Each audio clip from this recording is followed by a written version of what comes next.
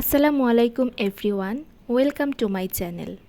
তোমাদেরকে আবারও একটি নতুন ভিডিওতে স্বাগত জানাচ্ছি। এই ভিডিওটা শুরু করেছিলাম একদম সকাল থেকে। সেদিন সকালবেলা ঘুম থেকে উঠে দেখি আকাশটা একেবারেই মেঘাচ্ছন্ন এবং অনেক বৃষ্টি হচ্ছে। তারপর আমি ঘুম থেকে উঠে ফ্রেশ হলাম এবং ভাবছি আজকের ভিডিওটা সকাল থেকে একবারে শুরু করব। সকালের ওয়েদারটা খুবই সুন্দর থাকে এবং বাতাসটাও অনেক ভালো। সকালবেলা আমি ডিম সিদ্ধ দিলাম, ডিম সিদ্ধ খাবো সকালের নাস্তায়। তারপর আমি ভেবেছি পড়াশোনা করব। ডিম সিদ্ধ, কলা এবং কফি নিয়েছি, নিয়ে আমি এখন নাস্তা করব। নাস্তা করতে করতে আমি আমার বইপত্রগুলো গুছিয়ে নিচ্ছিলাম যে আমি কি পড়ব। আসলে পড়াশোনা এমন একটা জিনিস, এটাতে একবারে কন্টিনিউয়াস হওয়া যায় না। বা যদি তুমি মনে করো একদিনেই তুমি কন্টিনিউয়াসলি নিজেকে পড়াশোনার প্রতি মনোযোগী করে তুলবে বা এফিশিয়েন্টলি পড়বে, এটা আসলে সম্ভব না। এই চর্চাটা একদিনে হবে না। এই চর্চাটা দিনের পর দিন তোমাকে আয়ত্ত করতে হবে। আর সেজন্য একদিনে হুট করে চাইলেই 10-12 ঘন্টা বা 8 ঘন্টাও পড়া সম্ভব নয়। তাই একটু একটু করে এটা নিজের মধ্যে নিয়ে আসার জন্য প্রথমেই তোমাকে যেটা করতে হবে সেটা হচ্ছে টার্গেট ফিক্স করতে হবে। প্রতিদিনের টার্গেট ফিক্স করতে হবে যে আজকে আমি 5 ঘন্টা পড়ব। দিনের টার্গেটটা যদি তুমি দিনে ফিল আপ করতে পারো, তাহলেই আস্তে আস্তে তোমার মধ্যে এই অভ্যাসটা গড়ে উঠবে।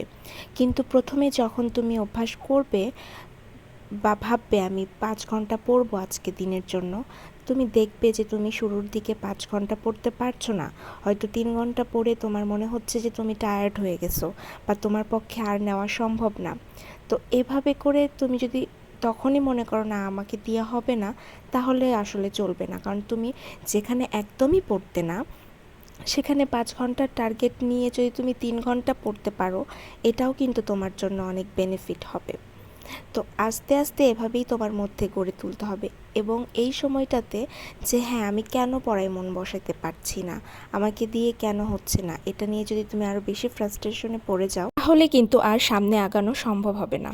তাই নিজেদের মধ্যে ধৈর্যটা আগে বেশি আনতে হবে যে হ্যাঁ আমি আজকে পারছি না আমার টার্গেট ফুলফিল করতে, কিন্তু আমি আগামী দিন ইনশাল্লাহ পারবো।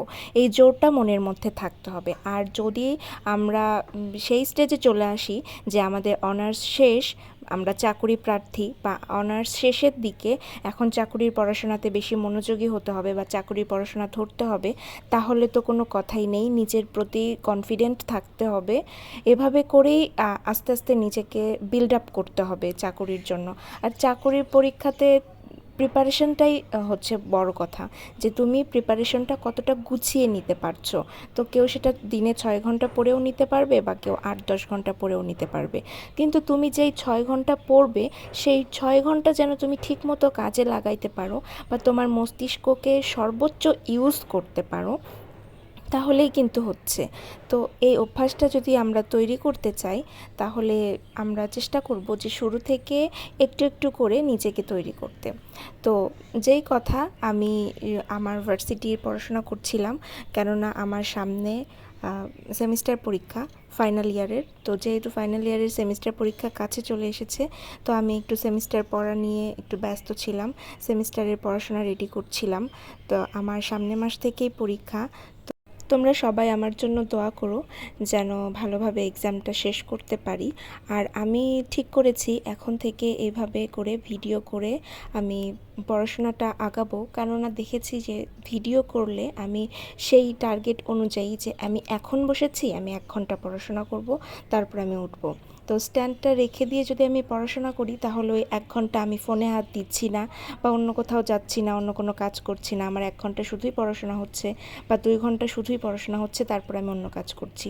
তো যদি ভিডিও করে ভালো কাজ হয়, আমার পড়াশোনাটা কমপ্লিট হয়, তাহলে ভিডিও করাই ভালো।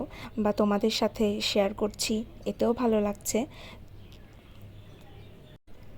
আর সবথেকে বড় কথা সেটা হচ্ছে, আমরা যদি প্রতিদিনের টার্গেট করি বা টার্গেট নিয়ে পড়াশোনা করি, সেক্ষেত্রে যদি সকালে ভোরবেলা ওঠা যায় বা তুমি যদি নামাজের ব্যাপারটা খেয়াল রাখো যে প্রতি ওয়াক্তেও আমি নামাজ পড়ছি এবং পড়াশোনার সাথে করছি, তাহলে কিন্তু টার্গেট ফুলফিল করতে আরও বেশি ইজি হয়।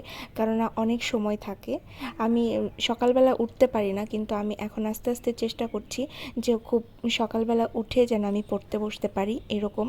তো সকালবেলা পড়তে বসলে দেখা যায় যে দিনটাও অনেক বড় হয়, আর সকালবেলা অনেক সময় পাওয়া যায়। এই সময়ের মধ্যে একটা চ্যাপ্টার গুছিয়ে নেওয়া যায় বা একটা পড়ার কমপ্লিট করে ফেলা যায়, তারপরে সকালবেলার নাস্তা করা যায়। তো এইটা খেয়াল রাখতে হবে যে আমরা যদি ডেইলি একটা রুটিন মেক করি, তাহলে রুটিনটা যদি সকাল থেকে শুরু করতে পারি তাহলে ভালো হয়।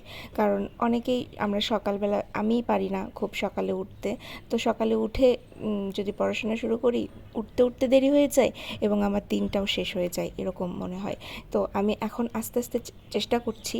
হোস্টেলে থাকাকালীন ছিল, কিন্তু যখন আমি আবার বাসায় গিয়েছি, আমার এই দীর্ঘ 1 মাসে আমার আবার অভ্যাসটা চেঞ্জ হয়ে গেছে। আমার ঘুম থেকে উঠতে এখন একটু দেরি হচ্ছে। যা হোক, এটা আমি চেষ্টা করছি আবার একটু সকাল করে ওঠার। আশা করছি খুব দ্রুত নিজেকে ভালো একটা অভ্যাসের মধ্যে নিয়ে আসতে পারবো এবং রেগুলার পড়াশোনা করতে পারবো। এই তো আশাতেই তো আমরা বাঁচি, না? তো ইনশাল্লাহ।